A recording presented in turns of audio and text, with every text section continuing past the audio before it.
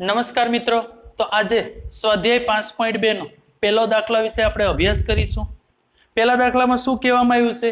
એક શહેરના યુવા વર્ગ છે, એને ગમતા સંગીત, કોકને હળવું સંગીત ગમે છે, કોકને લોક સંગીત ગમે છે, કોકને શાસ્ત્રીય સંગીત કોકને ગમે છે, કોકને અર્ધશાસ્ત્રી, એના ટકાવાર પ્રમાણે આપી દીધું છે. તો પહેલી વસ્તુ હું તમને માહિતી આપી દઉં છું. તો કોઈ પણ એક વર્તુળ આલેખ હોય, આ વર્તુળ આલેખ, તો આ વર્તુળના આડી દાખલા તમને હું આમ પૂછું ને તો આ કેટલાનો ખૂણો છે, તો તમે આડી ડાયરેક્ટ મને કહેશો કે સાહેબ કાટખૂણો છે 90 ડિગ્રીનો હશે. આડી હું આમ પૂછું આ કેટલાનો હશે, સાહેબ આ પણ 90 નો હશે, બંનેનો સરવાળો થઈને 180 થશે. આ ખૂણો સાહેબ ઈ પણ 90 નો હશે ને આ પણ 90 નો હશે. તો ચારે ચારનો સરવાળો થશે તો વર્તુળ આલેખ કહો કે પાઈ ચાર્ટ કહો? બે એકનો એક જ છે, પાઈ ચાર્ટ કહો કે વર્તુળ આલેખ? પરીક્ષામાં તમને એમાંય પૂછી શકે કે વર્તુળ આલેખ દોરો અથવા પાઈ ચાર્ટ દોરો. આડે આપણે સ્તંભાલેખ કેમ દોર્યું થયું, તો આલેખ જોઈને તમને માહિતી મળી જાય. હવે એમ વર્તુળ આલેખ છે, બોલો સ્તંભાલેખ હતો એક લંબા આલેખ, હવે આ વર્તુળ આલેખ છે, એને બીજું નામ પાઈ ચાર્ટ પર કહી શકાય. હવે આના બધાનો સરવાળો કેટલો થયો? 360 ડિગ્રી સેલ્સિયસ. તો હવે 100% એ 360 ડિગ્રી સેલ્સિયસ થાય. કોકને એટલું પસંદ હોય, કોકને આ પસંદ હોય. ટકા કેટલા એ હોય? 100 એ.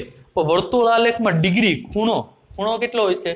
360. હાલ હવે ચારે ચાર માહિતી છે, આપણે એક દાખલો લેતા જઈએ અને સોલ્વ કરતા જઈએ છીએ. પેલો માહિતી હું પૂછ્યું છે ત્યાં 40% ને હળવું સંગીત ગમે, 30% ને લોક સંગીત, 10% ને શાસ્ત્રીય સંગીત અને 20% ને અર્ધશાસ્ત્રીય સંગીત. 40%, 30%, 10% ને 20%. ટોટલ ટકા કેટલા થયા? 100%. ખૂણો એ કેટલાનો થશે? 360 નો. હાલો હવે પહેલો પ્રશ્ન, જો 20 યુવાનોને શાસ્ત્રીય સંગીત પસંદ કરે, 20 યુવાનો કીધું છે, ટકા નથી કીધું. 20 યુવાનો શાસ્ત્રીય સંગીત પસંદ કરે તો કેટલા યુવાનોની મોજણી થઈ હશે? મોજણીનો મતલબ એમ થાય સર્વે એટલે આપણે કોઈ માહિતી તૈયાર કરીએ કે આ ગામમાં એટલા પુરુષો છે, એટલા સ્ત્રીની સંખ્યા છે, આ ગામમાં બાળકોની સંખ્યા એટલી છે, 1 થી 5 ની સંખ્યા એટલી છે. એ મોજણી કહેવાય. મોજણીનો શબ્દ મોજણી નવો લાગે છે. મોજણી એટલે શું થયું? સર્વે. હાલ જો 20 યુવાનો શાસ્ત્રીય સંગીત પસંદ કરે તો કેટલા યુવાનો એ ટોટલ કેટલા યુવાનો હશે? હાલો તો હવે આપણે ત્રિરાશિ મુકતા પહેલા, પેલો દાખલાની ત્રિરાશિ મુકતા પહેલા આપણે ટકાવારી ખબર છે. તો શાસ્ત્રીય સંગીત આમાં ક્યાં દેખાય છે? હાલો જો 10% બરાબર 20 યુવાનો હોય તો ટોટલ કેટલા વિદ્યાર્થીએ ભાગ લીધો હશે, અથવા કેટલા બાળકોએ ભાગ લીધો, અથવા કેટલા યુવાનોએ ભાગ લીધો હશે? તો અહીં લખી શકો કે 20 યુવાનો શાસ્ત્રીય સંગીત પસંદ કરે. કેટલા યુવાનો છે? 20 યુવાનો શાસ્ત્રીય સંગીત પસંદ કરે તો આ ટકા કેટલા છે? 10% છે. તો હું આમ લખી શકું, હવે 10% બરાબર કેટલા યુવાનો થાય? 20 યુવાનો. 10% બરાબર 20 યુવાનો. તો ટોટલ કેટલા યુવાનોની સર્વે કર્યો હશે? આ કેટલા યુવાનોનો સર્વે કર્યો? તો હળવું સંગીત ને લોક સંગીત ને શાસ્ત્રીય સંગીત ને અર્ધશાસ્ત્રીય, કેટલા યુવાનોને લીધા હશે ને કેટલા યુવાનોને પૂછ્યું હશે કે તમને કઈ સંગીત ગમે છે? તો 10% હશે ત્યારે 20 યુવાનો થશે. તો 100% હશે ત્યારે કેટલું? હાલો આ ત્રિરાશિ આપણે ખબર જ છે. આ ઉપર જાય, આ ક્યાં આવે? નીચે. તો અહીં શું આવશે? 20 ગુણ્યા 100 છેદમાં 10. હાલો 10 દુ 20, 100 ગુણ્યા 2 200. તો અહીં લખી શકીશ કે ઈ જે ભાઈ આ સર્વે કર્યો હશે ને 200 યુવાન એને પૂછ્યું હશે કે ભાઈ તમને કઈ સંગીત ગમે છે, તમને કઈ સંગીત ગમે છે. એમ 200 યુવાનોને સર્વે કરી અને આ એક વર્તુળ આલેખ દર્શાવેલ છે. તો અહીં લખીશ 200 યુવાનોનો સર્વે કરેલ છે. યુવાનોનો સર્વે કરેલ છે અથવા મોજણી કરેલ છે. હાલો પહેલો દાખલો પૂરો થઈ ગયો છે. હવે બીજો દાખલો આપણે જોઈએ. કયા પ્રકારનું સંગીત મહત્તમ યુવાનો પસંદ કરે છે? કયું સંગીત મહત્તમ યુવાનો પસંદ કરે છે? તો લખાય હળવું સંગીત મહત્તમ યુવાનો પસંદ કરે છે. હળવું સંગીત મહત્તમ યુવાનો પસંદ કરે છે. આ બે પ્રશ્ન થઈ ગયા. ત્રીજો પ્રશ્ન મહત્વનો છે. હવે ત્રીજો પ્રશ્ન લખતા પહેલા હું થોડુંક ચેકી નાખીશ, કેમ કે ત્રીજો પ્રશ્ન છે મોટો થશે. પહેલા પ્રશ્ન સમજી લઈએ. જો કોઈ કેસેટ કંપની, એક કેસેટની કંપની છે, અહીંયા 1000 સીડી તૈયાર કરી. કેટલી સીડી તૈયાર કરી? 1000 સીડી તૈયાર કરી. હવે એમાં હળવું સંગીતની સીડી હશે, લોક સંગીતની સીડી હશે, શાસ્ત્રીય સંગીત, અર્ધશાસ્ત્રીય, બધાની સીડી હશે. હવે કેટલી સીડી તૈયાર કરી હશે, આના ભાગની કેટલી હશે, આ કેટલી હશે, એ આપણે શોધવાનું છે. હવે ત્રીજો પ્રશ્ન,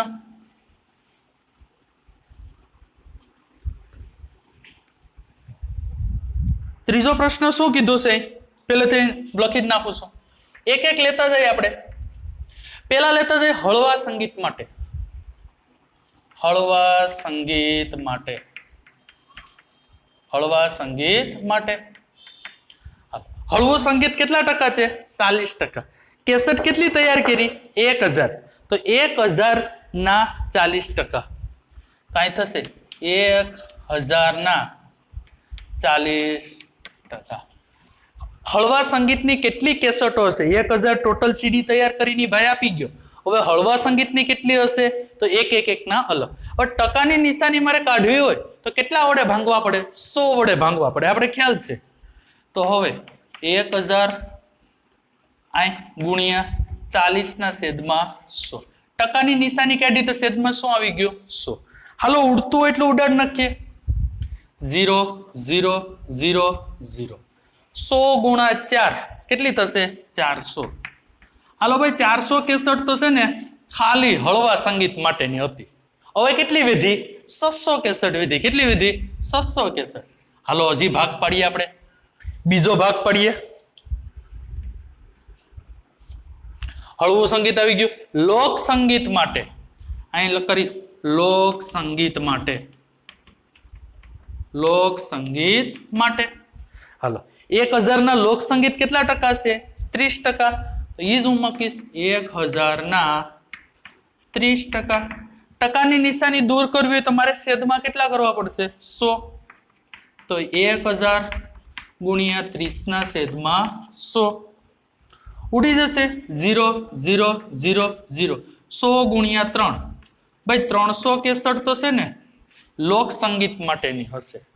કેટલી વહી ગઈ? 400 ને 300 700 તો વહી ગઈ. વધી કેટલી? 300. આ બે વચ્ચે ભાગ પાડવાના છે. હાલો પાડી જ નાખીએ. ત્રીજો પાઠ શાસ્ત્રીય સંગીત માટે. શાસ્ત્રીય સંગીત માટે. હાલો શાસ્ત્રીય સંગીત કેટલા ટકા છે? 10%. તો 1000 ના 10%. તો અહીં કરીશ 1000 ના 10%. તો ટકાની નિશાની દૂર કરવી હોય તો છેદમાં 100. 1000 ગુણ્યા 10 ના છેદમાં 100. 0 0 0 0. 100 એકો 100. 100 કેસેટ તો ભાઈ શાસ્ત્રીય સંગીત માટેની હશે. કેટલી કેસેટ વહી ગઈ? 400 ને 300 700 ને 800 કેસેટ વહી ગઈ. હવે કેટલી રહી? ઓટોમેટિક 200 રહી. તો લગભગ અર્ધશાસ્ત્રીય માટે 200 હશે. દાખલો ગણીએ આપણે. ચોથું અર્ધશાસ્ત્રીય સંગીત માટે. અર્ધશાસ્ત્રીય સંગીત માટે.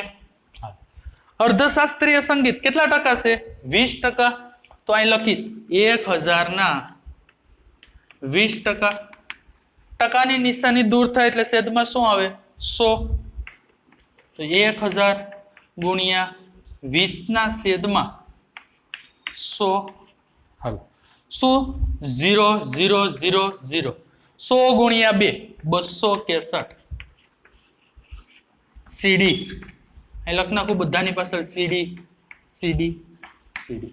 તો હવે તમને ખબર પડી ગઈ કે એક કંપની 1000 કેસેટ તૈયાર કરી. તો હળવા સંગીત માટે 400 સીડી આવી, લોક સંગીત માટે 300, શાસ્ત્રીય સંગીત માટે 100 અને અર્ધશાસ્ત્રીય માટે 200. આ ચારેનો સરવાળો કરશો એટલે કેટલો આવી જશે? 1000 સીડી આવી જશે.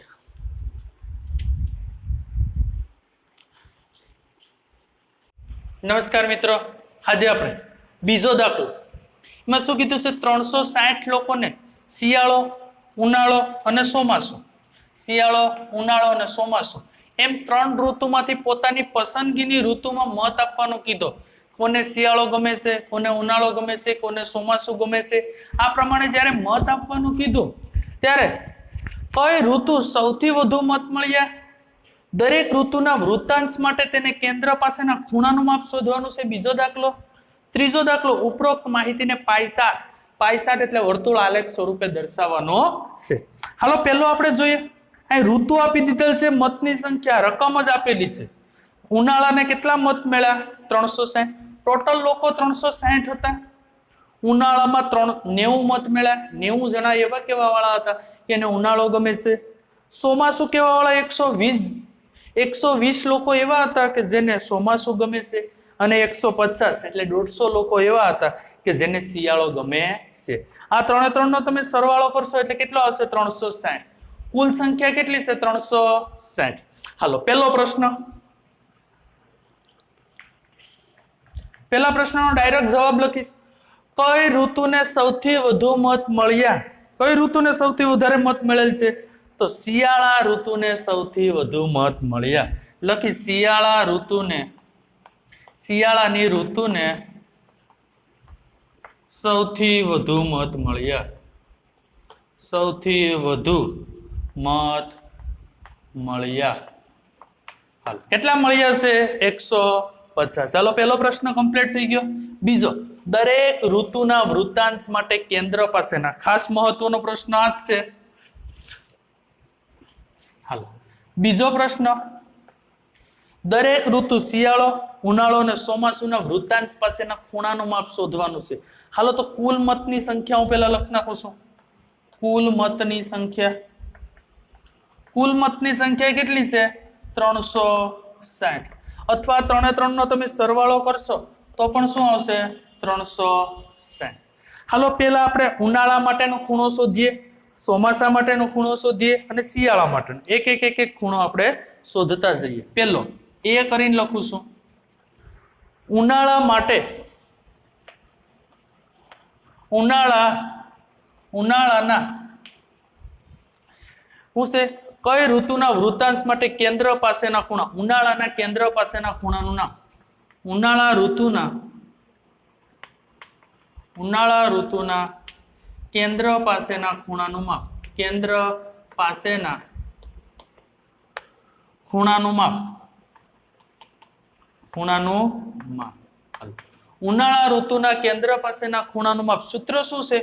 ઉનાળાના મતની સંખ્યા, કુલ મતની સંખ્યા અને વૃત્તાંશ કેટલા ડિગ્રી હોય. કોઈ તમને એમ કે ટકા કેટલા એ હોય? 100 એ હોય.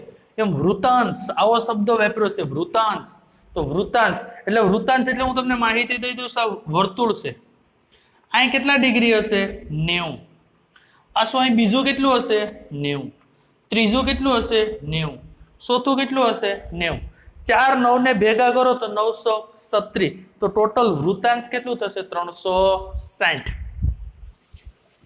હાલ તો ખૂણાનું માપ હું સૂત્ર લખું છું. ઉનાળાના મતની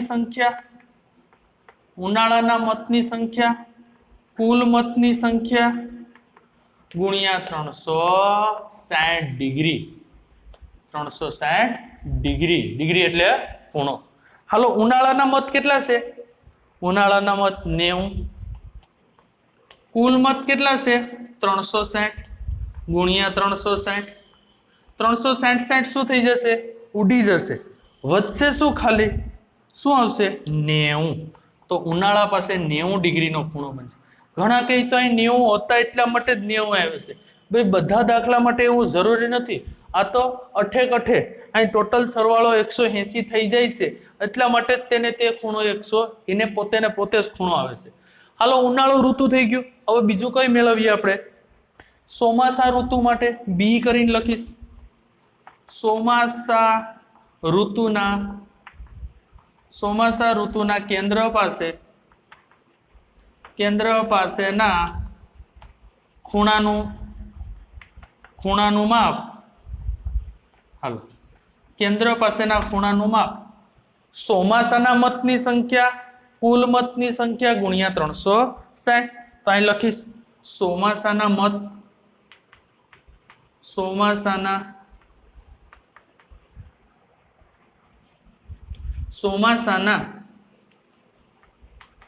મતની સંખ્યા છેદમાં કુલ મત ગુણ્યા 360. હાલો લખું છું અહીં ચોમાસાના મત કેટલા છે 120. 120 360 ગુણ્યા 360. 360 ઉડી જશે. ખૂણો કેટલાનો આવશે 120.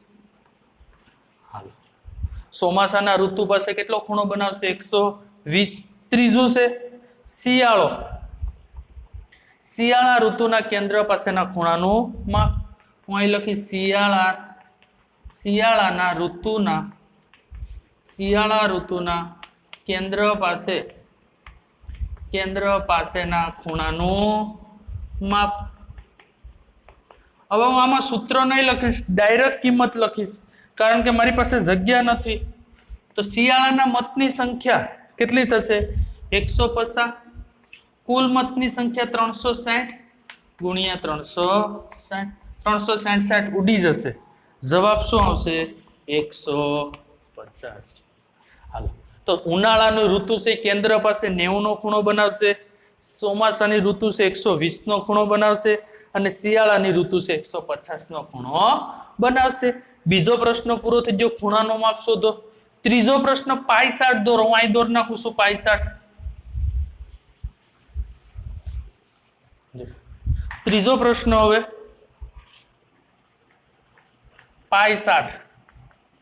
પાઈ 60 ને બીજો શબ્દ શું કહેવાય વર્તુળ આલેખ.